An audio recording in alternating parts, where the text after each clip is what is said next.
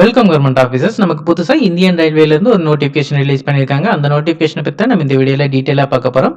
இப்பதான் நம்ம சேனலுக்கு நீங்க ஃபர்ஸ்ட் டைம் வரவங்களா இருந்தா நம்ம சேனலை சப்ஸ்கிரைப் பண்ணி வச்சுக்கோங்க. அப்பதான் ஜாப் ரிலேட்டடா நம்ம போற நோட்டிஃபிகேஷன் உங்களால ஈஸியா பார்க்க முடியும். இந்தியன் ரயில்வேல இருந்து junior engineer, department material superintendent, chemical and metallurgical assistant, chemical supervisor research and metallurgical supervisor research இதுக்கான நோட்டிஃபிகேஷன் கொடுத்துருக்காங்க. இது ஜஸ்ட் ஷார்ட் நோட்டீஸ் தான் கொடுத்துருக்காங்க. இன்னுமே நம்மளுக்கு டீட்டெயிலான அறிவிப்பு வந்து கொடுக்கல. 29 ஜூலைல வந்து நமக்கு டீட்டெயில்டு நோட்டிஃபிகேஷன் கொடுத்துருவாங்க. அப்போ வந்து அதில் குவாலிஃபிகேஷன் எல்லாம் டீட்டெயிலாக கொடுத்துருப்பாங்க. ஜஸ்ட் நம்ம இப்போ இதில் என்னென்ன இன்ஃபர்மேஷன் கொடுத்துருக்காங்கன்னு மட்டும் பார்த்துடலாம். First chemical supervisor research and metallurgical supervisor research இதில் வந்து 17 வேகன்சி கொடுத்துருக்காங்க. இது ஒன்லி கோரக்பூர்ல மட்டும்தான் ஒர்க் பண்ற மாதிரி இருக்கும். வேற இடத்துக்கு வந்து மாற முடியாது, டிரான்ஸ்ஃபர் ஆக முடியாது. இதுக்கான மினிமம் ஏஜ் 18, மேக்ஸிமம் ஏஜ் 36.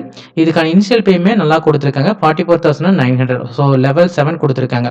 அடுத்தது junior engineer, department material superintendent and chemical and metallurgy assistant இதுக்கு level 6, starting salary 35,400.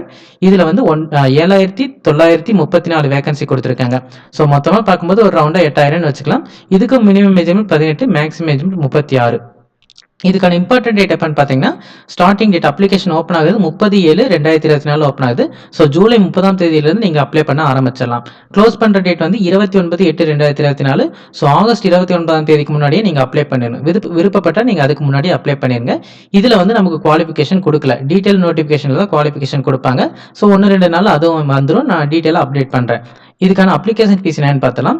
SC, ST, ex servicemen, female candidates, transgender and minority and EBC candidates இவங்களுக்கு வந்து 250 ஃபீஸ். இதில் வராத மற்ற எல்லாத்துக்குமே 500 ஃபீஸ் கொடுத்துருக்காங்க. பட் எல்லாமே ரீஃபண்டபிள் ஃபீஸ் தான்.